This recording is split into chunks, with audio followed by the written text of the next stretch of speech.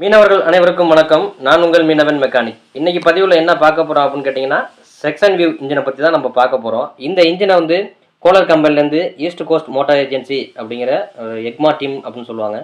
அந்த நிறுவனத்துக்கு இந்த இன்ஜினை கம்பெனிலேருந்து கொடுத்துருக்காங்க.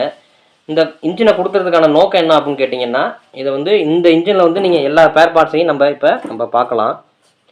ஓப்பனில் இருக்கும். ஒவ்வொரு ஸ்பேர் பார்ட்ஸும் எப்படி இருக்குது, இன்ஜின் உள்ள எந்த இடத்துல இருக்குது அப்படிங்கிறத நம்ம பார்க்கலாம். இந்த இன்ஜினை எதுக்கு கம்பெனிலேருந்து கொடுத்துருக்காங்க அப்படின்னு கேட்டிங்கன்னா, கஸ்டமர் இந்த இன்ஜினை உள்ள பொருளை பார்க்குறதுக்காகவும் மெக்கானிக்ஸ் ட்ரைனிங் ப்ரோக்ராம் பண்ணுறதுக்கும் இந்த இன்ஜினை வந்து ஈஸ்ட் கோஸ்ட் மோட்டார் ஏஜென்சிங்கிற நிறுவனத்துக்கு கொடுத்துருக்காங்க. இதில் நம்ம இந்த இன்ஜினில் உள்ள எல்லா ஸ்பேர் பார்ட்ஸும் எந்தெந்த இடத்துல இருக்குது அப்படிங்கிறத நம்ம பார்க்கலாம். இந்த இன்ஜினை ரன் பண்ண முடியாது. பட் ஆனால் இதை நம்ம இன்ஜின் ஓடும்போது ஒவ்வொரு ஸ்பேர் பார்ட்ஸும் எப்படி வேலை செய்யுது அப்படிங்கிறத நம்ம இன்ஜின் ரொட்டேட் பண்ணும்போது நம்ம பார்க்கலாம்.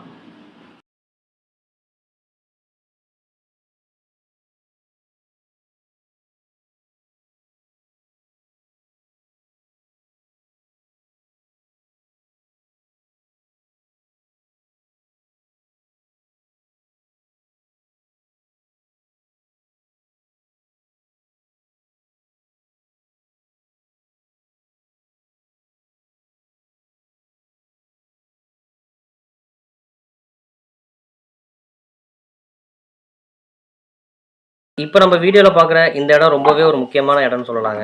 இது ஏன் சொல்கிறேன் அப்படின்னா, கோலர் இன்ஜினில் நிறையா பெஸ்ட்டான விஷயங்கள் இருக்குது. அதில் ரொம்ப பெஸ்ட்டான விஷயம் அப்படின்னு கேட்டிங்கன்னா, இந்த இன்ஜினில் சுத்தமாக வைப்ரேஷனே ஒன்று இருக்காது. அதுக்கு காரணம் வந்து இந்த பேலன்சிங் சாஃப்ட் தான்.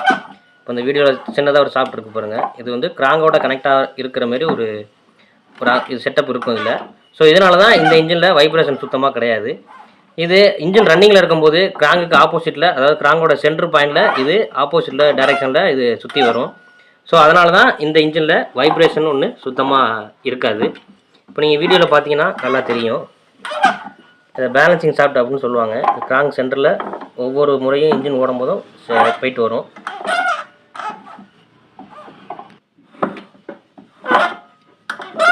ஸோ இதனால தான் இந்த இன்ஜினில் வைப்ரேஷன் ஒன்று சுத்தமாக இல்லை.